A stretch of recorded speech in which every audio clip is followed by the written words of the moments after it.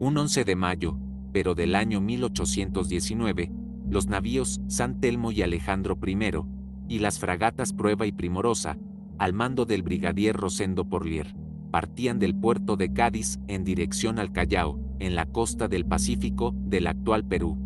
Había terminado la Guerra de la Independencia contra los franceses y las colonias americanas habían empezado a intentar independizarse de la madre patria aprovechando la debilidad de España y su mala situación económica, social y militar. España estaba prácticamente en bancarrota y apenas había medios para afrontar la insurrección americana, pero aún así, se pensó en mandar al Perú la llamada División del Mar del Sur para sofocar una rebelión que contaba con la inestimable ayuda de Gran Bretaña, ansiosa de dar la puntilla a España. Sin embargo, la División del Mar del Sur no era más que un convoy formado por los 4 buques antes mencionados, 2 navíos, una fragata de guerra y un mercante que habían tenido épocas mejores y que intentaban hacer llegar al Pacífico tropas y caudales para aliviar la presión de los independentistas por tierra y de los corsarios por mar. Al frente de la escuadra estaba el navío San Telmo, de 74 cañones, un magnífico buque de línea construido en 1788 en los astilleros de Esteiro de El Ferrol, pero que 30 años después, mal mantenido por la situación de abandono de los arsenales, estaba en muy mal estado. El Alejandro I, de 74 cañones, uno de los 5 que 2 años antes habían sido comprados a Rusia, en tan mal estado que poco después tuvo que regresar a la península a causa de las vías de agua que amenazaban con hacerla naufragar, la fragata de nombre Prueba, de 34 cañones, y la fragata mercante Primorosa Mariana, para el transporte de tropas. Al mando de la expedición estaba el capitán Rosendo Porlier y Sáenz de Asteguieta, quien iba en el navío San Telmo.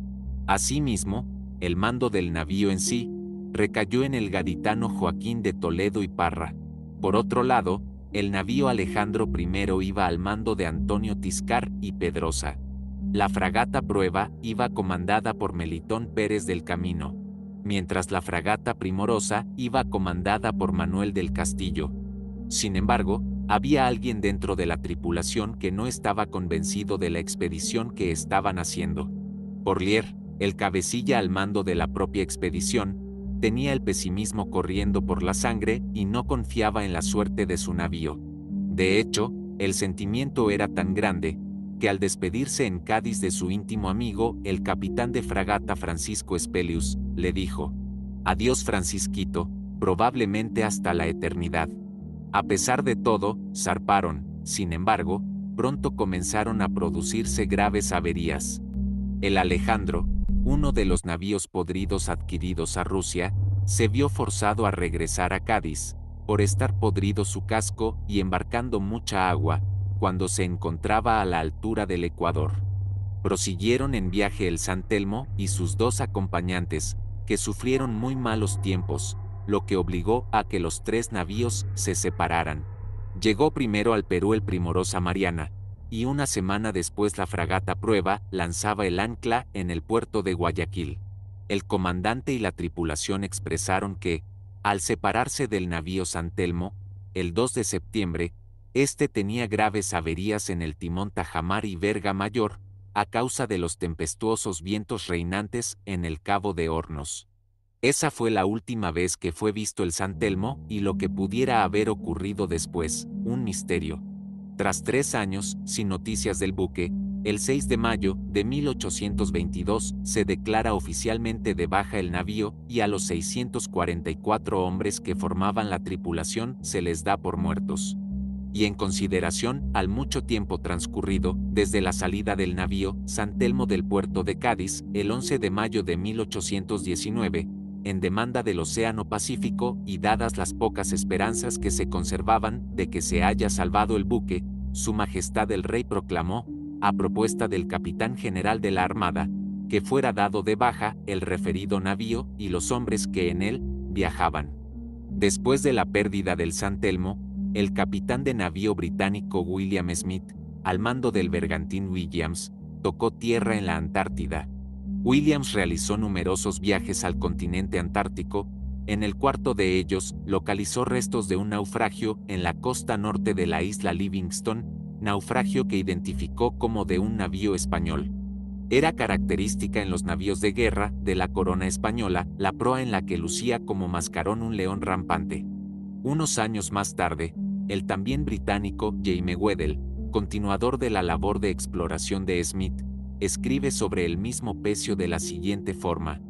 Varias piezas de un naufragio fueron halladas en las islas del oeste, en apariencia pertenecientes a un buque de 74 cañones, probablemente los restos de un buque de guerra español perdido cuando hacía el pasaje hacia Lima. ¿Pero qué le sucedió que navegó y nunca regresó? Se sabe por documentos de archivo que el 2 de septiembre, el San Telmo lamentablemente tenía averías en el timón, el tajamar y la verga mayor.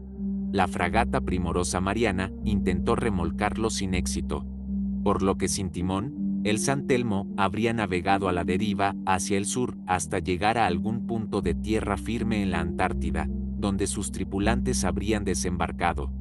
Sin embargo, el hambre y el frío habría acabado con todos ellos, pues de ninguno volvió a haber noticias nunca. En la década de 1990, el catedrático de la Universidad de Zaragoza, Manuel Martín Bueno, junto con un grupo hispano-chileno de arqueólogos, geólogos y marinos de la Armada, llevaron a cabo varias campañas de investigación en la zona. Durante estas expediciones, encontraron zapatos, hebillas y huesos de foca que datan de la época del San Telmo en la Isla Negra, cerca de la isla Livingston. Además, se catalogaron diversas anomalías magnéticas sumergidas que podrían corresponder a cañones y anclas del San Telmo. Aunque las pruebas no son concluyentes, las evidencias sugieren que el San Telmo y sus tripulantes podrían haber sido los primeros en llegar a la costa de la Antártida, avistada anteriormente por el almirante español Gabriel de Castilla en 1603. Es importante destacar que en la cartografía inglesa actual, heredada de esa época, se menciona la isla San Telmo, ubicada cerca del Cabo Cirref en la isla Livingston. Esta referencia podría indicar que se considera al San Telmo como el primer buque en haber alcanzado la costa antártica antes que cualquier otra expedición conocida. Sin embargo, debido a la falta de evidencia concluyente y a los desafiantes entornos y condiciones de la Antártida, sigue siendo un enigma el destino final de la tripulación del San Telmo. La historia del navío y sus posibles logros en la exploración antártica continúan siendo objeto de estudio e investigación, y cada nuevo descubrimiento puede arrojar más luz sobre este apasionante capítulo de la historia marítima. Comenta qué otras historias quieres que sean contadas. Dale like, suscríbete y activa la campanita de notificaciones para que te enteres cuando se suba un nuevo video.